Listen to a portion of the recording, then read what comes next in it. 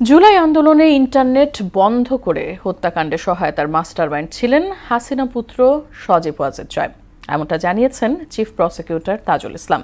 এ মামলায় জয়কে 17 ডিসেম্বরের মধ্যে আদালতে হাজির হতে পত্রিকায় বিজ্ঞপ্তি প্রকাশের নির্দেশ দিয়েছেন ট্রাইব্যুনাল। তাজুল ইসলাম বলেন, বিদেশি আইনজীবীর মাধ্যমে নিজেদের বিচার কাজ পরিচালনার জন্য আবেদন করেছেন আনিসুল হক ও সালমান এফ রহমান। মিসবা রহমানের রিপোর্ট।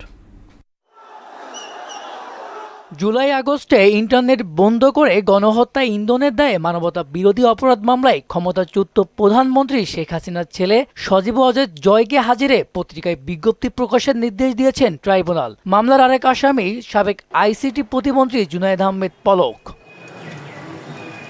শুনানির শেষে চিফ প্রসিকিউটর মোহাম্মদ তাজুল ইসলাম জানান, ইন্টারনেট বন্ধ করে হত্যাকাণ্ডের সহায়তায় মাস্টার মাইন্ড ছিলেন জয়। সজীব ওয়াজেদ জয় বাংলাদেশে কখনো আসেন না, বিষয়টা তা না। তিনি বাংলাদেশের সরকারের নিযুক্ত একজন বিশেষ উপদেষ্টা, রাষ্ট্রের বেতনভুক্ত একজন কর্মকর্তা বা কর্মচারী, প্রজাতন্ত্রের কর্মচারী। তিনি সাজাপ্রাপ্ত আসামি শেখ হাসিনার পুত্র। তিনি আওয়ামী লীগের নেতা। বহুভাবে তিনি বাংলাদেশের সাথে সম্পৃক্ত এবং তিনি বিশেষ করে তার আইসিটি প্রতিমন্ত্রী, তিনি আইসিটির অ্যাডভাইজার ছিলেন এবং আইসিটি মন্ত্রণালয় বাংলাদেশের গণহত্যাকে আড়াল করার জন্য ইন্টারনেট বন্ধ করে সারা বাংলাদেশে গণহত্যাকে যেভাবে ফ্যাসিলিটেট করেছিল, গোটা দুনিয়ার কাছ থেকে এই গণহত্যার তথ্য লুকানোর চেষ্টা করেছিল, সেটার মাস্টারমাইন্ড কিন্তু সে সজীব ওয়াজেদ জয়।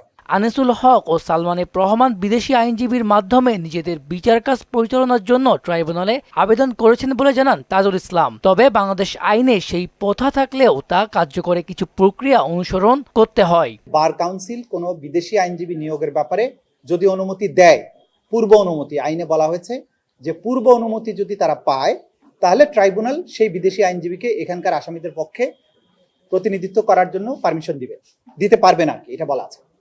কিন্তু ওনারা করেছেন কি, ওনারা এসে কোর্টের কাছে আগে আসছেন। তা আমরা যেটা সাবমিশন রেখেছি যে আইনের যে বিধান, আইনের বিধানকে বাইরে যাওয়ার সুযোগ নেই। কোর্ট পারমিশন দিতে পারবেন বিদেশি আইনজীবীর জন্য যদি তাদের পূর্ব অনুমতি থাকে বার কাউন্সিল থেকে। জুলাই আন্দোলনের প্রথম শহীদ শিক্ষার্থী আবু সাইদ হত্যা মামলায় 23তম দিনের জবানবন্দি শেষ হয় ট্রাইব্যুনাল 2-এ। মিসবা রহমান, মোহনা সংবাদ, ঢাকা।